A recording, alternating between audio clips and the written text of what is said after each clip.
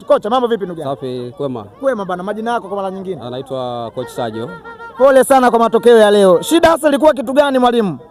Kimsingi nafikiri ni wachezaji wangu walikosa ile tactical discipline. Kwa maana kwamba wanapojua mchezo wa mpira wa miguu unafungwa unapofanya kosa.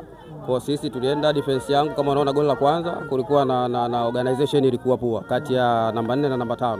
Waliweza kutengeneza shimo wakati namba 4 anasogea juu, namba 5 alibaki peke yake. Kwa shida ilianzia hapo. Kwa tulifanya kosa tukaadhibiwa, na uliona kipindi cha pili tumefungwa goli lingine la set piece. Imepigwa kona katika nia post, watu wamekaba vibaya, tumefungwa. Ndio mpira unapokuwa mpira wa miguu, lakini kama ulivyoona ni tulidominate game kuanzia dakika ya mwanzo mpaka ya mwisho tulicheza, lakini mechi kama hizi za knockout hazihitaji kucheza, zinahitaji matokeo. Kwa hiyo sisi tulicheza na tulitengeneza nafasi, isipokuwa tu makini ulikuwa mdogo kwa safu yangu ya ushambuliaji, tulishindwa kukonvert zile nafasi na kuwa goli. Poleni sana. Moja ya timu ambazo zimetolewa lakini sio kwa bahati mbaya ni pamoja na timu yenu pia. Una lipi la kuambia? Ziko ligi zingine ambazo zitaendelea kwenye ukanda wetu. Kama watu wanahitaji timu yenu ya Kilwa Star, mko tayari kurudi tena kwenye uwanda huu?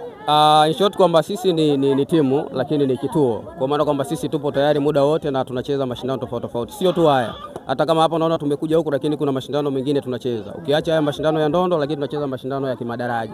Kwa sisi wherever ambapo tunakuwa tunapata invitation, tunaenda tunacheza, tunashiriki. Kwa sisi hiyo ni kitu cha kawaida sana, kwa sababu sisi ni timu ya mpira wa miguu. Shukrani na kila la heri, safari iwe njema. Inshallah. Ni kocha wa Kilwa Star kimemalizika kuzungumza hapa na Gayo Media na Mtama FM. Hizi ni ripoti za Gayo Media. Kesho hapa ni Tandale Market kutokea Masasi mjini zidi ya New Eagles kutokea Mikumbi Newala. Bonge moja la mechi itakwenda kufahamika hapa. Je, Mtumbwi atacheza na nani kwenye hatua ya robo finali? Ni swala ambalo tunaendelea kusubiri. Mimi ni Mikidari Rashidi Bakari Mnayaye Mabululu wa Bongo, na nyuma ya kamera ni Noel Msamati mkali wa Dimba. Shukrani kwa kutufuatilia.